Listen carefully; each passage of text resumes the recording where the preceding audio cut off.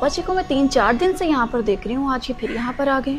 अल्लाह जाने कौन आदमी है ये। बाबा जी आप कौन है? रोजाना यहाँ पर मैं आपको बैठे हुए देखती हूँ, कुछ चाहिए तो मुझे बता दे, मैं आपको दे देती हूँ। कुछ नहीं चाहिए। तो फिर क्या कोई चोरी वोरी का इरादा है आपका?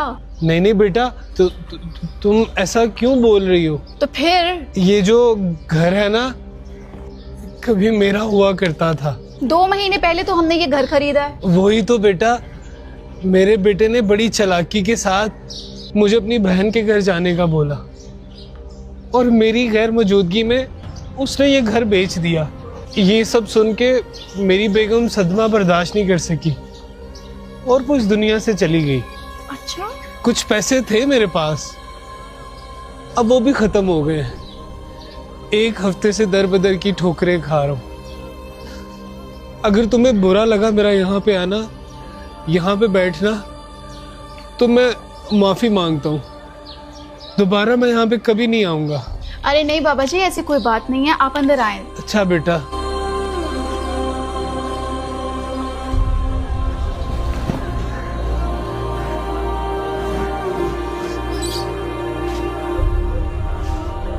आए अंकल, अंदर आए, आप बैठे, मैं आपके लिए पानी लेकर आती हूँ। आप प्लीज बैठिए।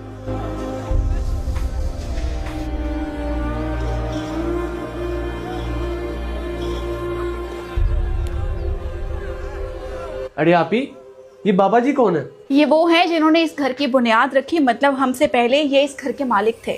ले अंकल पानी पिए आप। दरअसल आप इतनी गर्मी में बैठे हुए थे इसलिए मैं परेशान हो रही थी, और आपको पता है कि आजकल के हालात भी ठीक नहीं है। और अंकल हमें माफ कर दें, अगर हमें पता होता कि ये माँ बाप से ज्यादती करके घर को बेचा जा रहा है तो हम कभी इस घर को खरीदते ही ना। अरे नहीं बेटा, अगर तुम ये घर ना खरीदते तो कोई और घर खरीद लेता। ये तो किस्मत की बात है, इसमें तुम लोगों का कोई कसूर नहीं है। नहीं अंकल, दरअसल ये बात किस्मत की नहीं है, बदनसीबी है। उनसे पूछें जिनके माँ बाप इस दुनिया में नहीं रहे। आज तक बस सिर्फ यही सुना था कि माँ बाप के साथ धोखा होता है, मगर आज देख भी लिया कि औलाद कितनी जालिम हो जाती है सिर्फ पैसों की खातिर। बेटा मुझे इस घर के जाने का दुख नहीं है, मुझे दुख सिर्फ इस चीज का है कि उस औलाद जिसके लिए मैंने अपनी अना, अपनी जवानी सब खत्म कर दी, उसने मुझे धोखा दिया। क्या ऐसी औलाद की बख्शिश हो सकती है? अंकल ये आपका ही घर है, जब आपका दिल करे आप यहाँ पर आएं, बैठें, खाएं पिए, मैं आपकी बेटी की तरह ही हूँ। मेरी ये दुआ है बेटा कि माँ बाप को अल्लाह कभी बुढ़ापे में अपनी औलाद का मोहताज ना करे। काश के बच्चों को ये बात समझ में आ जाए कि जितनी ज़रूरत बच्चों को बचपन में माँ बाप की होती है, उतनी ही ज़रूरत बुढ़ापे में माँ बाप को अपने बच्चों की होती है। माँ बाप के साथ सलूक हमारा ऐसी कहानी है जो लिखते हम खुद हैं, लेकिन हमारी औलाद हमें पढ़कर सुनाती है। ऐ अल्लाह, हम सबको माँ बाप का फरमा बरदार बना, जिनके नहीं है उन्हें जन्नत में आला मुकाम अता फरमा, और हमें अपने सिवा किसी का मोहताज ना कर।